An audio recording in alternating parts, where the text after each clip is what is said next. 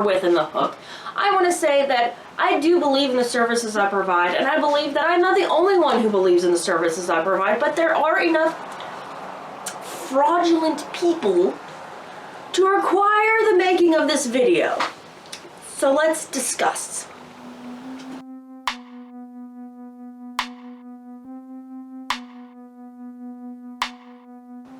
Hello, my darlings. Today I want to talk about moral and spiritual standards. No, I'm not talking about the 3 pages of misspelled Bible verses Grandpa thinks is going to save my soul. No. Today, I want to talk about how to avoid giving money to people who couldn't give a crap about you and avoiding joining a cult. Yes, friends, we're going to talk about ethics. For the purpose of this video, we'll just say that a code of ethics is a written-out minimum standard by which your clients can expect to be treated. Most professions, businesses, fields even, have their own variation and standards. Everyone involved with West Virginia Psychic Association has their own copy, and you can find mine at dottiethePsychic.com. It's honestly uncommon to see them written out like this. In fact, I probably have several colleagues that are wondering what I'm jabbering on about.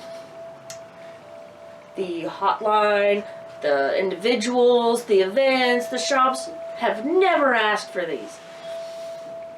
In fact, most people choose their psychic off of the psychic's energy and attitude, on the spot. Sometimes they do some vetting process for the hotlines, but that consists of 1 or 2 reads. Most of my business comes from word of mouth, association with a hotline or local shop, an event, or a 10-second Google search. Hell, the only reason I have a code of ethics was because my social media manager said it was a really good idea and helped me make it. At the time, for me, it was just an attempt to join a more prestigious platform.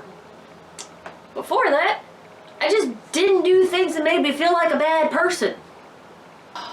My point is, you can be an ethical person without having your ethics written out. But that does sound like a great journal exercise. Check it out on Patreon, or if you want to wait, it'll be on Facebook. Anybody can do a journal exercise like that. Anybody can write out their ethics, even those who don't really have any.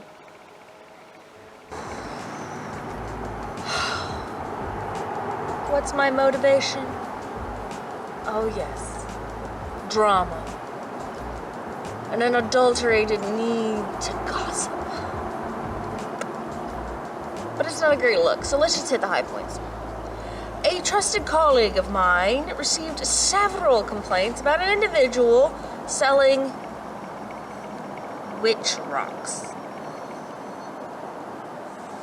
Some of those being up to $9,000. Was it a pebble from the driveway? Or an amethyst slab? I don't know. But I bet it didn't fix the client's problems. I heard it was a rock. I heard it was just like gravel. Did this get reported? Did the victims get compensation? How did anybody think this was okay, especially the clients? Because that's a lot of money for a rock. I hear you say. I don't have answers to those questions. I do know that my colleague gave the people that contacted him the information for the Better Business Bureau and the Federal Bureau of Investigation. Links in the description. If you feel like you have been directly affected by some sort of scam, feel free to check those links out. Otherwise, this is all hearsay and there's just nothing to be done. Even if I had more detail, I wouldn't give it to you, because psychics are renowned to be gossipy, holier-than-thou whores, and I'm pretending to be above that. I'm not. But I do believe in the services that a lot of us are out there providing. You know, we're not all Sylvia Brown. Oh my God. So when I was a kid, my stepmom called Sylvia Brown's hotline, and it was like $400 to talk to an assistant. When Kristen and I were doing the research for this video, we found a clip where they said it was $700 for 20 minutes to talk to her. $2.99 a minute doesn't look so bad right now. It's $25 for 15 minutes if you call me direct. Girls gotta eat, okay? Girls gotta eat. Gossip is fun, and I love to drag a bitch, but it doesn't really fix anything. People who would have otherwise been willing to come to a psychic are not now, and everybody else is gonna forget about this in a week. Meanwhile, these scammers are still out there raking in the dough while I'm busting my butt. Used to be you had to work to scam somebody, now they just call you on the phone. Hello. We've been trying to reach you about your car's extended warranty. The first time I got that message, I was driving a 2001 model. The whole thing had expired.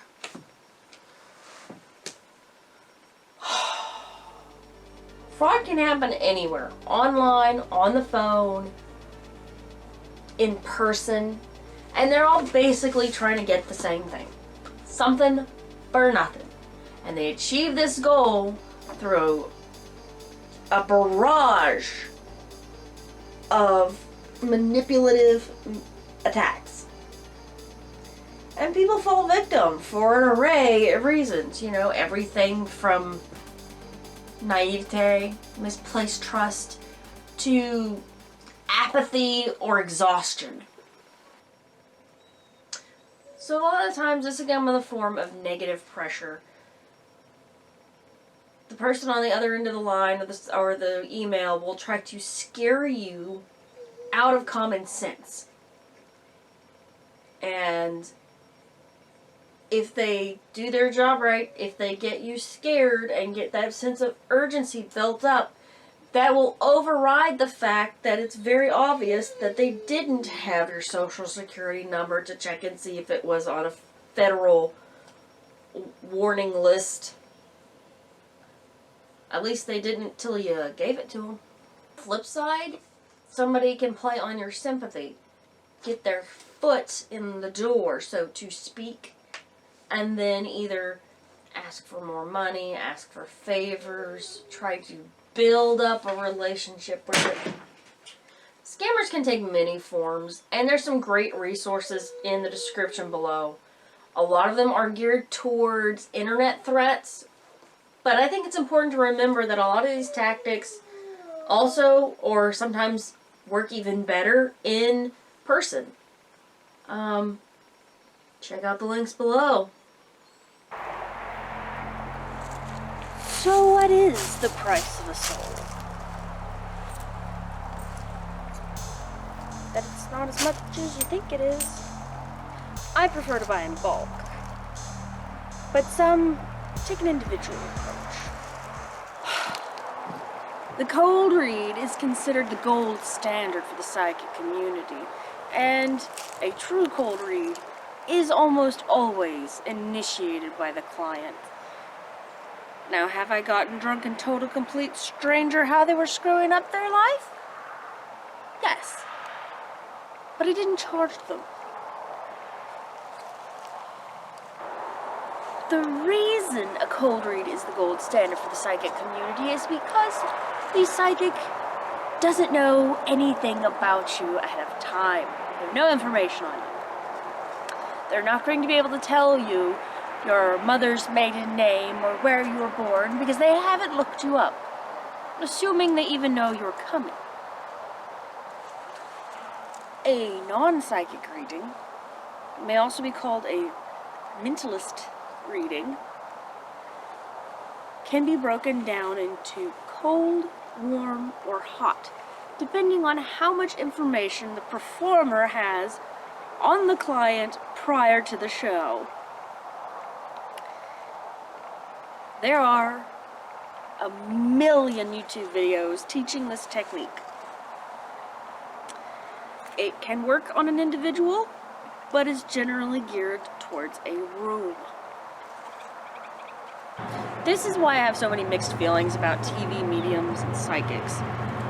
I used to watch them as a kid, and honestly, a good medium or somebody who is using the techniques openly and calls themselves a mentalist can put on an amazing show. A dishonest person who says they're a psychic or medium but isn't, or a genuine medium that oversteps their abilities, kind of embarrasses the community. And it makes it hard for even somebody like me to believe.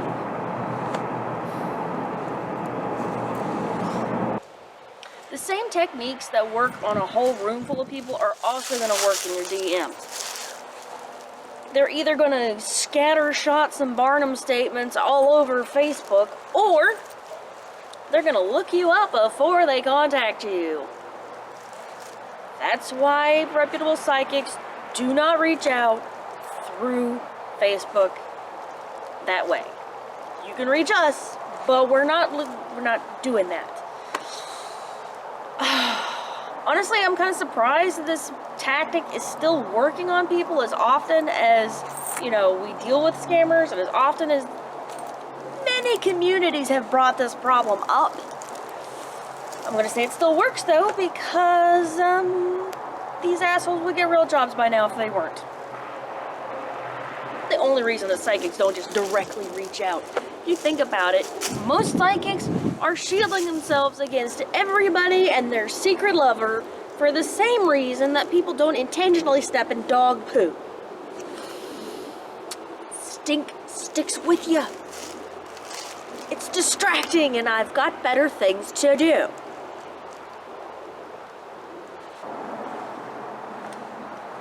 Another reason is consent. You don't really need consent to read somebody. In fact, sometimes you don't really have a choice. Some people wear their problems right there on their forehead. But that doesn't mean they consented to hearing my opinion about them. Oh, moving right on to some overpriced bullshit. Let's talk about the lotto numbers. Let's talk about the lotto numbers once. Number one, if you fall for that shit, then you deserve to get taken, because anybody who can get the lottery numbers like that is not going to give them out. They may give them out to a friend for a cut, but they're not selling them to you. I honestly have never run into this scam in real life. I have only ever heard it as a jab at psychics. Let me know in the comments if you've ever been exposed to that. I want to know. If that shit actually happens, I want to know. Spell components and charms and things of that nature are a little different because the person selling them has made an investment. And there is a formula to getting a reward for that investment. It includes time, materials, and the cost of living. And unless you're getting charged the asshole tax, that's what that price includes. And they're not going to bury that price because quality costs money. Just make sure it's quality.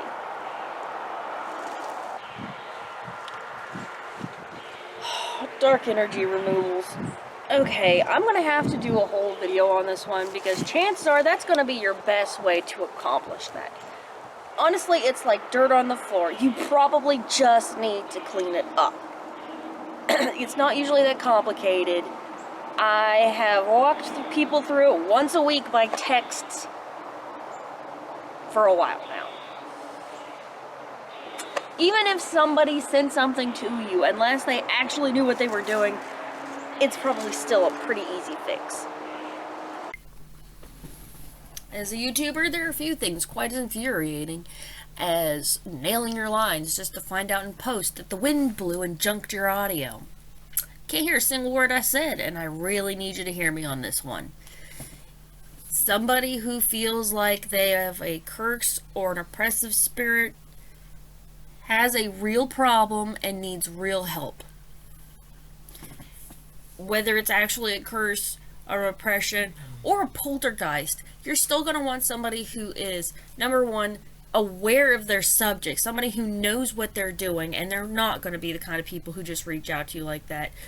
And number two, somebody who is willing to refer you out and take a multi-directional approach to dealing with the situation, because if it is a real curse, if it is a real entity, then you're gonna have to go through a massive life shift to get rid of that, because you have to figure out the hook and heal that before you can get rid of them.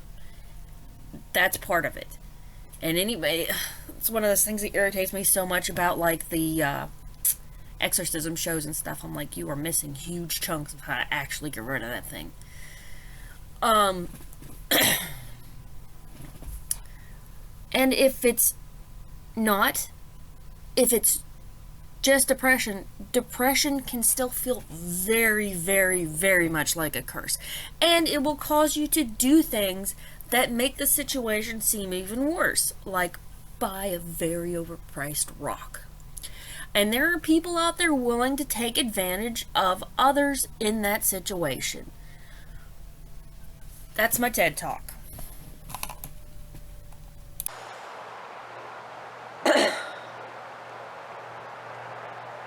Okay, let's talk about faith healers, because they quite possibly are the worst.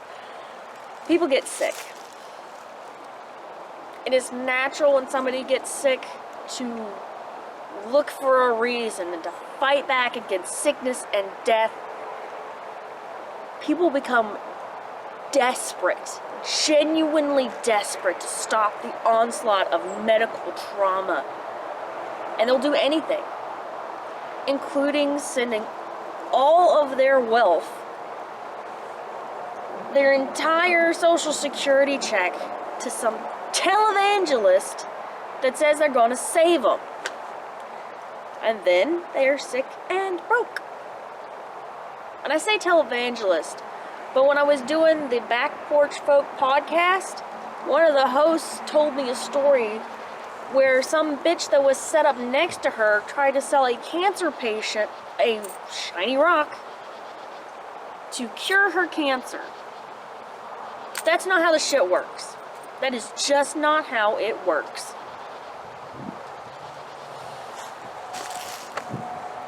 This is bad, if not worse, with like the supplements and the herbs, because those assholes will poison you. Talking to a real herbalist is a lot like having a conversation with a pharmacist, because side effects and interactions are real, and the herbalist is going to know that. Just saying. That's my soapbox.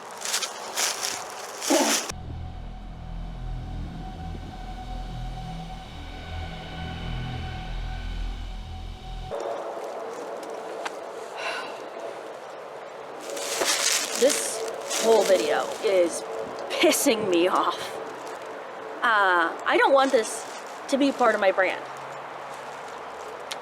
But there's only two kinds of videos out there about this kind of subject.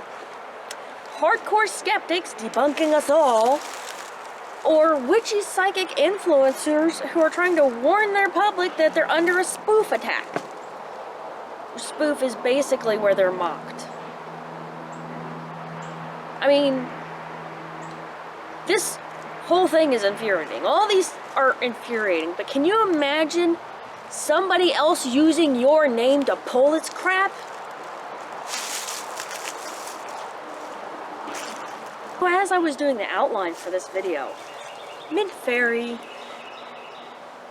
put out a video describing her experience with these look-alike Instagram accounts, which are using pictures of her and her child. Her child, yes, they're using pictures of her and her child, but not her videos, to create accounts and then DM people to get money for services. It's not the only thing they're doing. Apparently they're also leaving random links in our YouTube comments. I actually have some experience with the links in the YouTube comments, I think the one she's talking about is the Dr. Ethan one, because he's the one who would offer all these crazy miracle, get your ex back, God, stuff. And I blocked that one. And I haven't got any more of that kind. But I keep getting links to pornography sites. I don't even like the good stuff, like cam girls. I've clicked on a few just to see where they went. And I'm hotter than these bitches are. I don't know why they're trying. I don't know why they're trying. Okay, I actually did do this part in costume. I didn't forget this line, which is usually what prompts these editing moments. No, the wind blew and ruined the audio. So, the reason I wanted to include this bit about Mintfaery's video is because I really genuinely appreciate her response. She goes through and talks about the attacks very openly. She talks about how to identify her accounts and some of the things that were telltale about the accounts that were mimicking her. And more importantly, if not most importantly, she encourages people to do their own research and be responsible for themselves. And really, kids, that's how we stay out of trouble. So Kellyanne Maddox actually did a video on this same subject, but I didn't want to include it because her assistant blew me off for a live stream.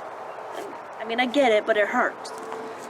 Anyway, she had some great resources, of course, including an Instagram account where you can report the lookalike Instagram accounts, and they'll, alert the community. So I put that link below. Earlier, when I mentioned televangelist, I didn't name any names, but I bet you could think of somebody. And I bet if you look that person up, they have been embroiled in some unrelated scandal. I also talked about some TV psychics and stuff. And these people have a devout following that still doesn't care that they have been disgraced. This is part of why I won't join a coven. I mean, if you have studied a subject the majority of your life, you absolutely deserve respect in regard to that subject. But nobody owns the light. Some of us may shine brighter than others, but we're all the same in the eyes of the abyss. There comes a point when the costume and the jewelry cease to be part of the show and start to become something more ominous. I do not believe that all these spiritual leaders started out to scam people. I believe that some of them start off with very altruistic intent. The light of the stage is blinding. And even those who take up dark magic to avoid the oppression of dogma can still fall prey to a cult. Welcome to the Live, Laugh, Leap Off a Cliff Collective. Are you sad? Do you have depressed thoughts? Do you sometimes feel worried? Don't worry, we can wash those awful thoughts right out of your brain. Just ask our lovely, happy people. And don't forget, Leader loves you.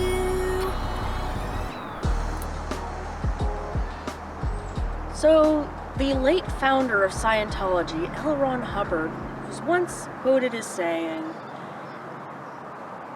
"You don't get rich writing science fiction. If you want to get rich, start a religion." So when I was doing my research for this video, a friend of mine sent me a link to the 8 steps for mind control, but I got it down to 3. Step 1, find a victim. It could be anybody, especially somebody who's successful or in college who's just having a bad go of it right now. You could get anybody, like from any walk of life. You just gotta hit them the right way at the wrong time. Step 2, sell that dream. Just love bomb the shit out of them. Make them feel welcome. We want to keep them coming back and spending money and being a part of the group and soaking up the indoctrination, which leads us to step 3, the slow crackdown. Here's the thing. People slide into cults.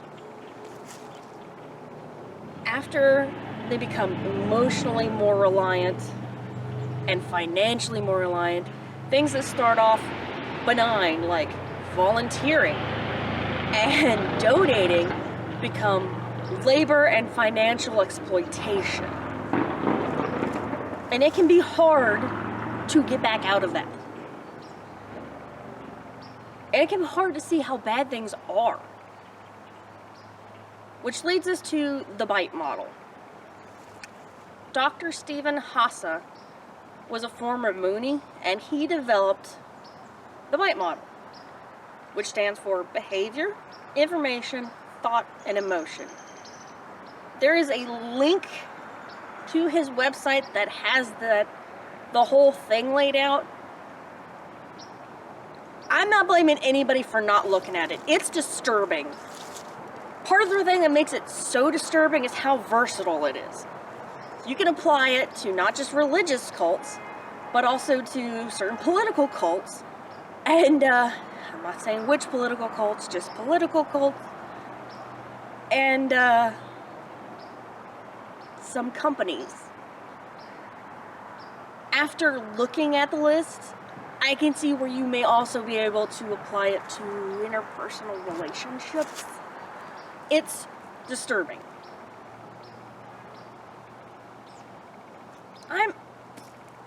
Don't take what I say for granted. Take everything I say about cults with a grain of salt. I'm not a member of a cult. I have no desire to be a member of a cult. I haven't really studied cult. I'm more into the occult. I don't want to be a part of a cult.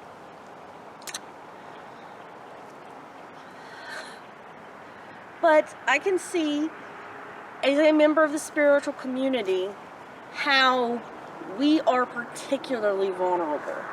I want to do a whole video on that, because to me it seems obvious, but I can see where people start off with altruistic intentions and then things will just go in a bad direction.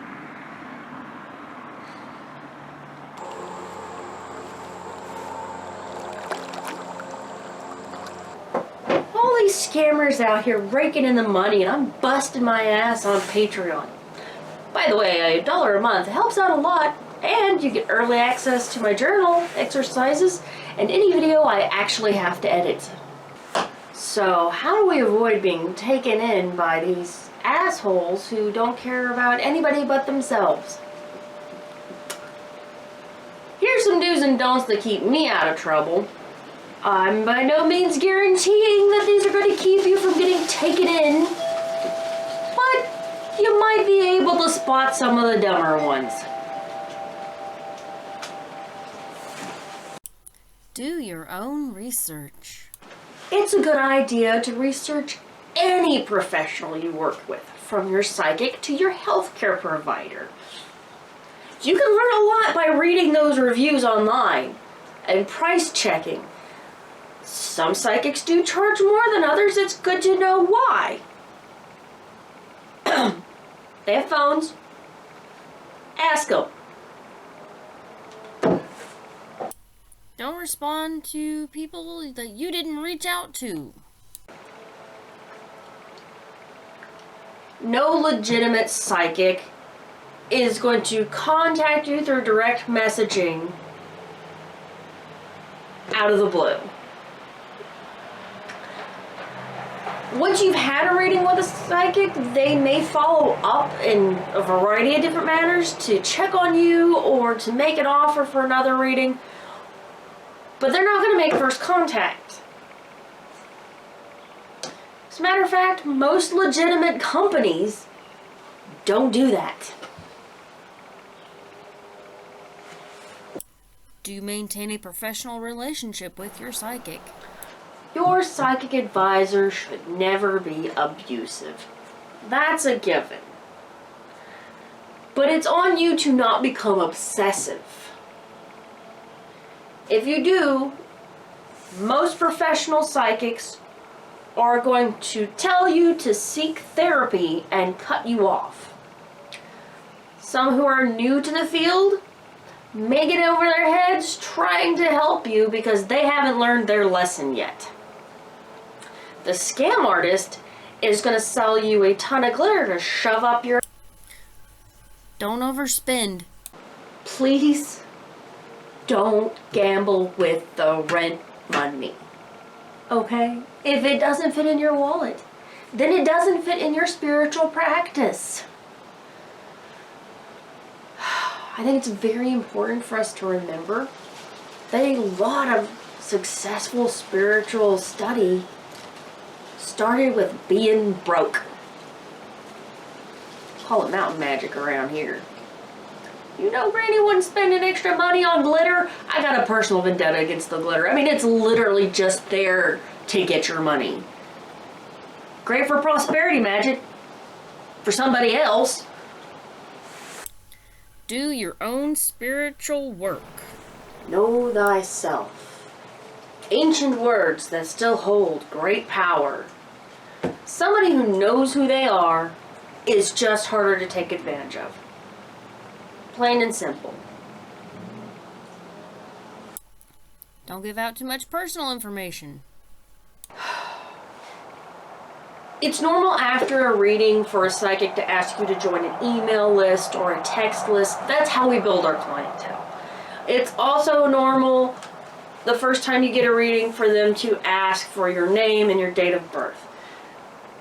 That's mostly to know who you're addressing and to make sure the person's over 18, because we all get a little bit skittish about reading for children. Can't imagine why. That is a lot of information. But that's what we use it for. If you don't feel comfortable giving out that level of information, go to a local metaphysical shop. I'm just going to leave that in there, okay? I recorded this too many times. Go to your local metaphysical shop. They probably know a psychic if they don't have one on deck. A lot of them do psychic Saturdays. You walk in, you pay, you sit down and get a reading. And then you follow us on YouTube.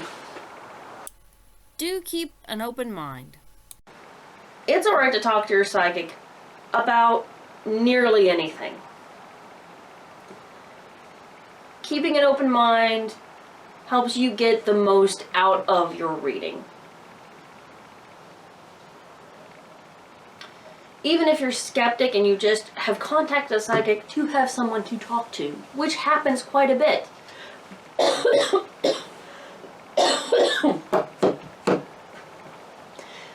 Alright, let's try it again.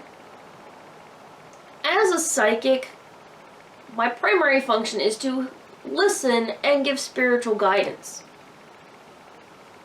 So if you come into that situation with an open mind, even if you don't believe in the reading, we can skip that and talk about what you need to talk about. Chances are, I've heard it before. You might be shocked. I know I was. Don't feel guilty. You're working with a psychic. You're not marrying them. If you decide you want to go to another psychic, you should not feel guilty for that. And while we are trying to build regular clientele, we want people to come back to us. We're not there to guilt or shame or push you into that. Psychics work differently with different people. One psychic may work very well for you and another may not. That doesn't make them less psychic. It just means that you don't work well with them. You can just pick another psychic. Just remember that. So with all the crap I've talked about the psychic community, why would anybody go and get a reading? And I may broach that subject if this video gets enough attention. I'll probably make that video anyway. For now, I'm just gonna say that getting a reading can be a deeply personal and enlightening experience. I started this career because I believe in what I'm doing.